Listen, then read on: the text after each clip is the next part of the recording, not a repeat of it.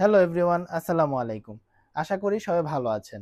আমি একটা গুরুত্বপূর্ণ বিষয় নিয়ে আপনাদের সামনে এসেছি, সেটা হলো সিজোফ্রেনিয়াটা কি? সিজোফ্রেনিয়া হলো একটা সাইকোটিক ডিসঅর্ডার বা মানসিক ব্যাধি, যেটা হলো হ্যালুসিনেশন, বিভ্রম বা চিন্তা শক্তির অস্বাভাবিকতা, সামাজিক কার্যকলাপের অবনতি এবং বাস্তবতার যোগাযোগের সাথে হারিয়ে ফেলা, যা একসময় সামাজিক যে বিচ্ছিন্নতার দিকে পরিচালিত করে সেটাকে বোঝায়। সিজোফ্রেনিয়াটা কেন হয়, কিভাবে বুঝবো যে সিজোফ্রেনিয়া হয়েছে? এর কিছু ক্রাইটেরিয়া রয়েছে। সেটা হলো, এই ক্রাইটেরিয়াগুলোর মধ্যে যদি দুইটা দুইটা ক্রাইটেরিয়া যদি 1 মাস দীর্ঘায়িত হয় তাহলে বুঝবো তার সিজোফ্রেনিয়া হয়েছে।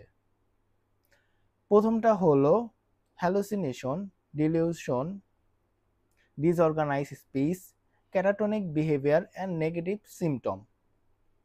এগুলোর মধ্যে মাস্ট তিনটা থাকতেই হবে। তারপর হলো যার অসুস্থতার কারণে সামাজিক এবং যে পেশাগত সেক্টরে যে অবনতি দেখা যায়।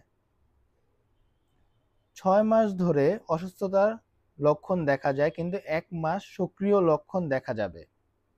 এটা কোনো মাদকদ্রব্য বা ওষুধ জাতীয় দ্বারা এগুলো পরিচালিত হবে না, বা ওইটার দ্বারা এফেক্ট হলে এটা গ্রহণযোগ্য হবে না এই ব্যাধিতে।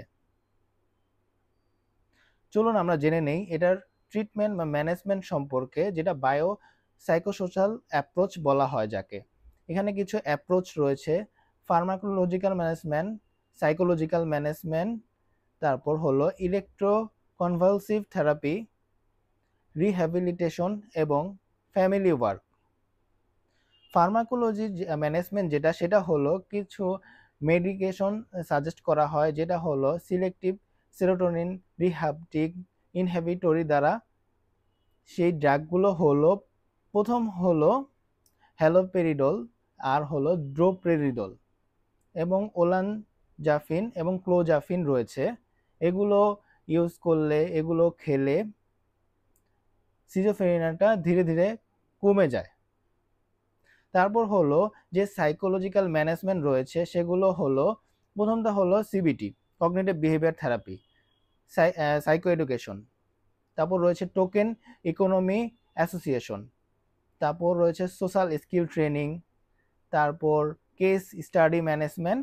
তারপর আমরা বলবো বিভিন্ন সাপোর্ট। আর হলো ইলেকট্রোকনভালসিভ, যেটা ইলেকট্রোকনভালসিভ হলো সিভিয়ার যে সমস্যা হলে, যখন সাইকোথেরাপি বা কাউন্সিলিং সিবিটি কাজ করবে না, তখন আমরা ইলেকট্রোকনভালসিভ আমরা প্রয়োগ করে থাকি, যখন ড্রাগও কাজ করবে না। আর লাস্টে হলো যে যে ফ্যামিলি ওয়ার্ক আর রিহ্যাবিলিটেশন।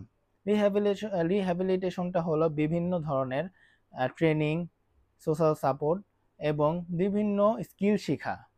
আর ফ্যামিলি ওয়ার্ক যেটা, সেটা হলো family support, family focus therapy, group therapy, এরকম টাইপ।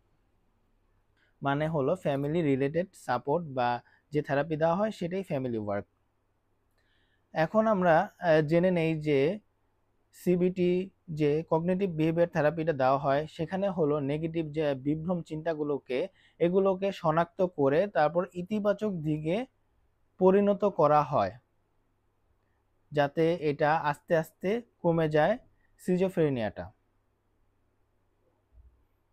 তারপর হলো সাইকো এডুকেশন, হলো বিভিন্ন ম্যানেজমেন্ট স্ট্র্যাটেজি, যা যা হলো এই পেশেন্টদের স্কিল, কোপিং স্কিলটা বাড়ানো হয়। আশা করি এভাবে আমরা সিজোফ্রেনিয়া থেকে মুক্তি পেতে পারি। আশা করি সবাই বুঝতে পেরেছেন। ধন্যবাদ। আসসালামু আলাইকুম।